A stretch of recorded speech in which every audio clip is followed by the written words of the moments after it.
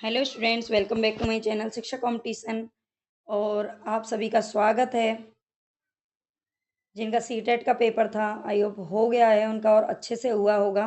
किसी ने जवाब तो दिया नहीं, चलो कोई नहीं। और यहाँ पर हमारी जो वीडियो है, यह यूजीसी नेट री एग्ज़ाम जो होने वाला है उसके लिए हम हिंदी, अभी हमारी जो एक वीडियो मिल रही है आपको डेली, जो यूजीसी नेट वाले बच्चे हैं वो पेपर फर्स्ट के लिए वो आपको मिलती रहेगी। पेपर फर्स्ट की हम तैयारी पेपर तक करते रहेंगे। लेकिन यहाँ पे हम जो यूजीसी नेट का जो हिंदी से बच्चे देने वाले हैं पेपर, तो हिंदी के लिए भी यहाँ पर आपको कुछ जो इम्पोर्टेंट चीज़ें हैं वो आपको यहाँ पर मिलेंगी।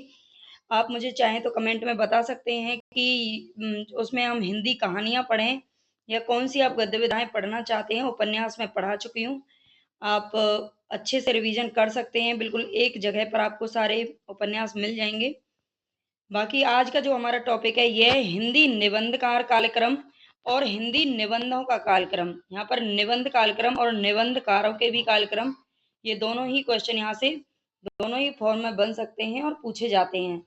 तो हम यहाँ पर देखते हैं सबसे पहले जो हमारे आप ये समझ लेना कि हिंदी के सिलेबस में जो निबंध लगे हुए हैं, ठीक है, जो निबंध आपके सिलेबस में मेंशन कर रखे हैं, बस वही उसी उन्हीं निबंधकारों को और उन्हीं निबंधों को हम यहाँ पर देखेंगे।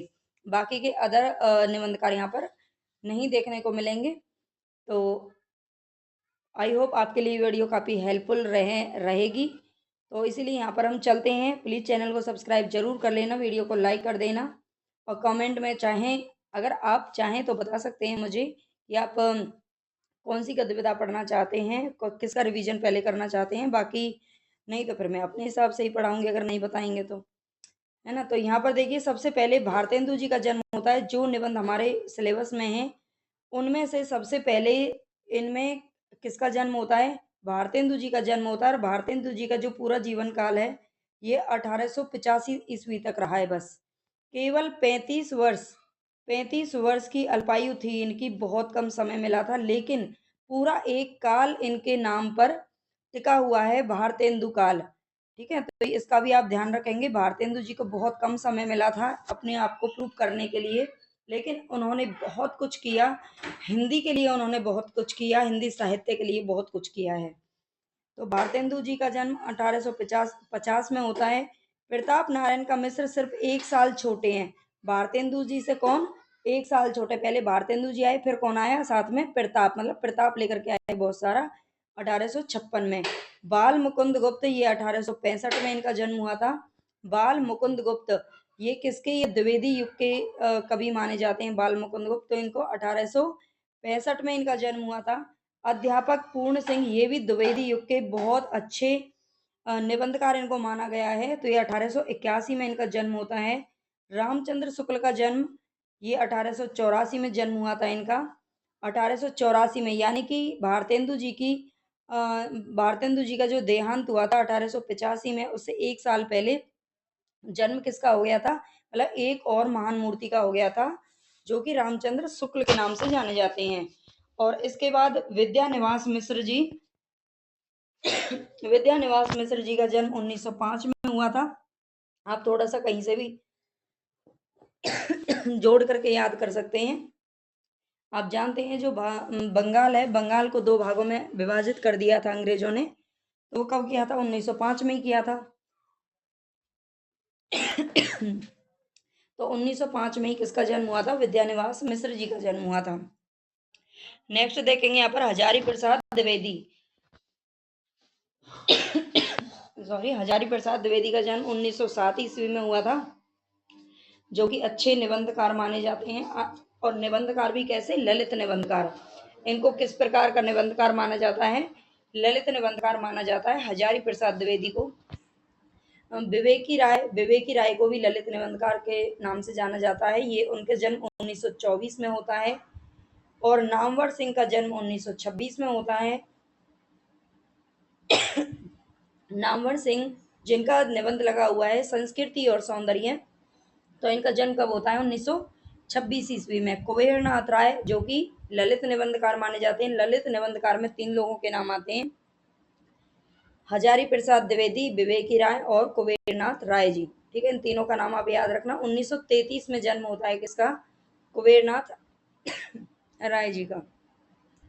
नेक्स्ट देखते हैं यहाँ पर हम सॉरी, आज काफ़ी दोबारा से फिर थोड़ी सी खांसी बन गई है। तो देखते हैं निबंध कालक्रम। निबंधकारों के कालक्रम हमने देख लिए, वहां से भी क्वेश्चन पूछा जा सकता है और यहाँ से भी। तो निबंध कालक्रम यहाँ पर देखेंगे। दिल्ली दरबार दर्पण, ये कब लगा था? 1877 ईस्वी में लिखा गया था। किसके द्वारा? भारतेंदु जी के द्वारा।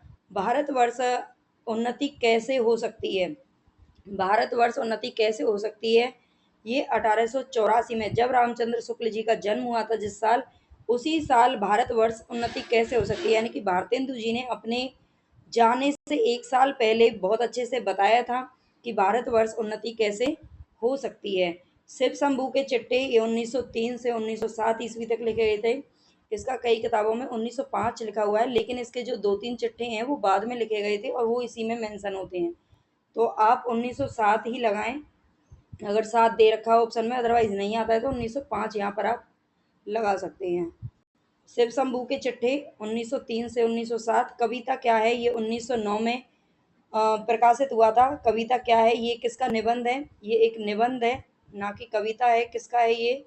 रामचंद्र शुक्ल जी का है। मजदूरी और प्रेम अध्यापक पूर्ण सिंह का निबंध है, जो कि 1912 में प्रकाशित हुआ था। नाखून क्यों बढ़ते हैं, ये किसका है? हजारी प्रसाद द्विवेदी जी का, जो कि 1951 में प्रकाशित हुआ था। मेरे राम का मुकुट भीग रहा है, विद्यानिवास मिश्र जी का है, 1974 में आया था।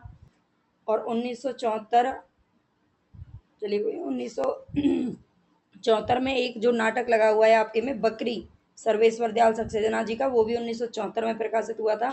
संस्कृति और सौंदर्य 1982 ईस्वी में आया था।